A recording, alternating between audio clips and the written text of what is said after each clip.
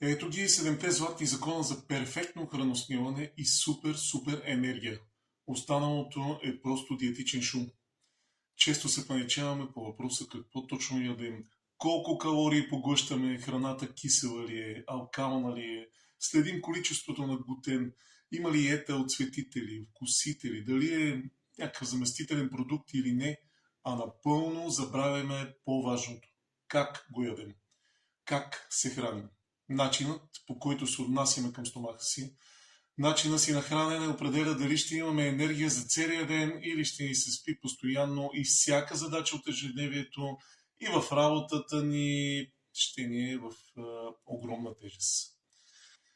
Ето 7 златни правила, буквално златни, които и аз самият се опитвам да спазвам от години и препоръчвам на всеки, който иска да се чувства отлично, зареден с енергия, в отлична форма и понятието умора да е нещо абстрактно, което се случва на другите, но не и на нас. И започваме с първото златно правило. Спрете с постоянното грискане, хрупкане и уж залъгване на глада. Хранете се с паузи. Сигурно сте чували репликата към култа яш на често и по-малко. Само, че постоянното подхвърляне на солетки, ядки или плодове държи стомаха ви под постоянен стрес. Организмът няма никакво време да си почине, защото тък му е приключил с едно храносмиване и вие му вкарвате нова, буквално нова работа. Представете си следната ситуация, да сте си свършили работата добре.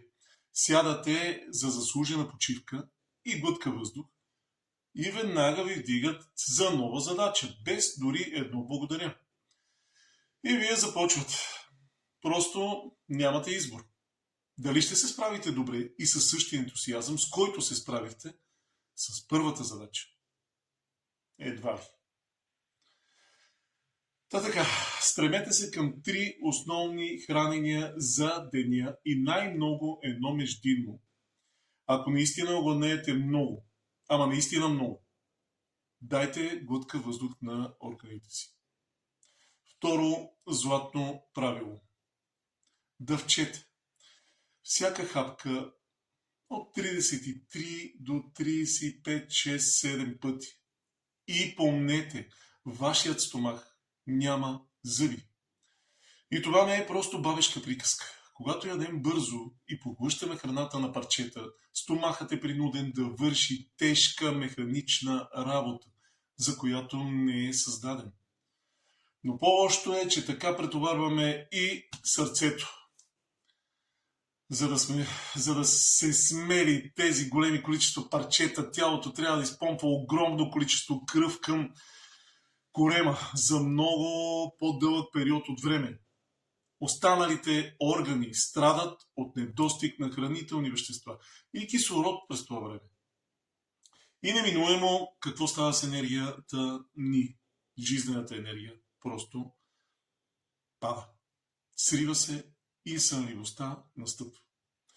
Затова се хранете бавно, улеснете и стомаха и сърцето си. И стигнахме до третото златно правило. Вода по време на ядене. Забравете. Пиенето на вода и безалкохолни, още по-лошо, докато се храните, е мечешка услуга за храносмиването.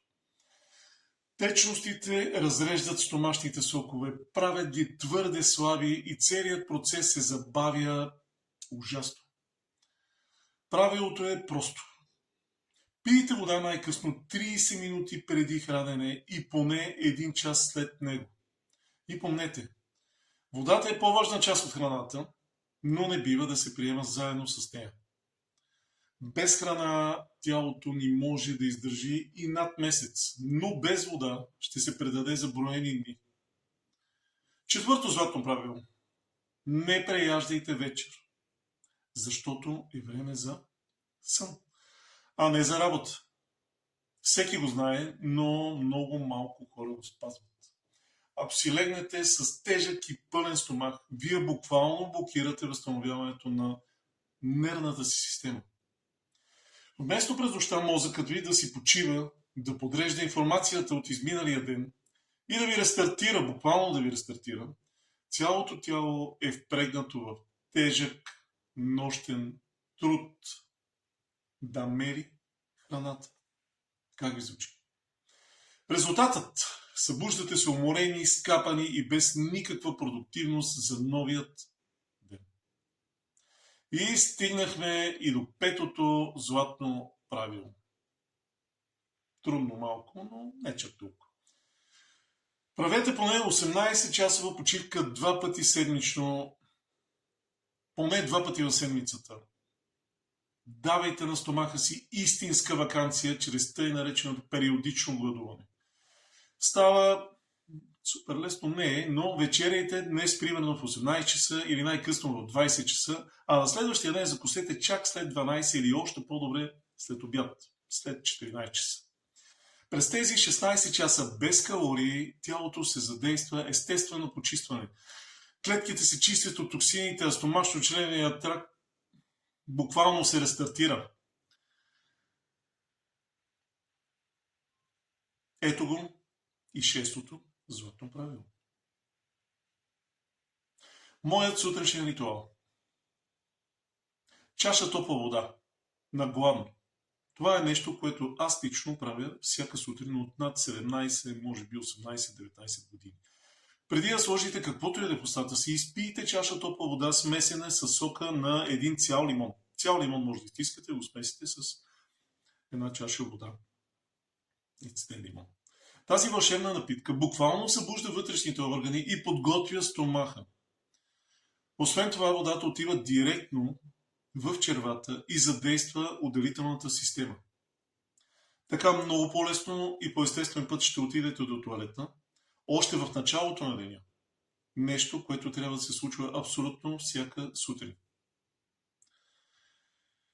И един бонус съвет. Започвайте храненето винаги с сурови фибри. Ето един много лесен трик за перфектно храносмиване. Наистина перфектно.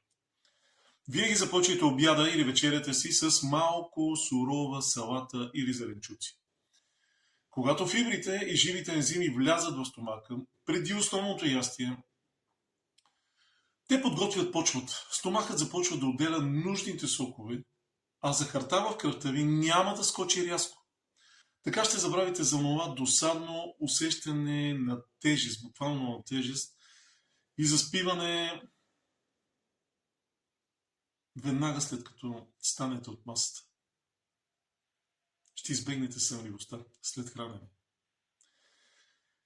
Вече знаете тайните. Въпросът е: готови ли сте за промяна? Предизвиквам ви през следващите 7 дни да спазвате поне 3 от тези златни правила. Напишете "приемам предизвикателството" в коментарите, за да покажете, че сте сериозни. А за още ценни съвети, които ще вдигнат формата ви на следващото ниво, последвайте ме. Или се абонирайте за канала ми в YouTube. Бъдете здрави и действайте!